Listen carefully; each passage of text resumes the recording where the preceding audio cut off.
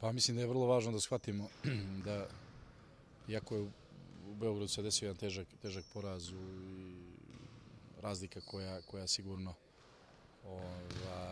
nikome nije prijatna, način na koji smo odigrali, način na koji smo odgovorili na Zvijezdinu agresiju, na taj neki osnovni kvalitet koji oni imaju, sve je to otišlo u nekom pravcu koji mi nismo ni najmanje zadovoljni.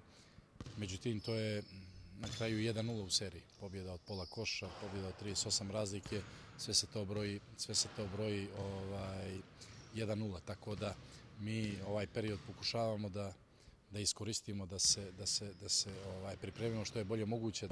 Jedan ozbiljan broj veliki stvari koje smo radili ispod svakog nivoa. Prevashodno tu mislim na igru u odbrani, na odgovornost našu prema tranzicionoj odbrani u prvom redu, gdje apsolutno nismo uradili dobar posao u situacijama 1-1 u završecima njihovih napada, gdje smo na i bekovskim i na unutrašnjim pozicijama gubili ljude kroz situacije 1-1. Oni su to iskoristili znalački, uveli utakmicu u apsolutnu kontrolu i na kraju više nego zasluženo isto dobili.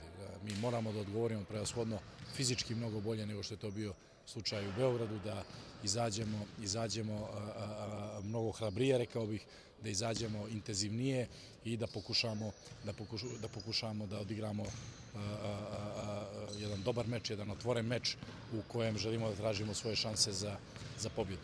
Sigurno da Zvijezda je svoju snagu, talenat, kvalitet koji ima pokazala u tom prvom meču. Na nama je da pokušamo da taj kvalitet umanjimo.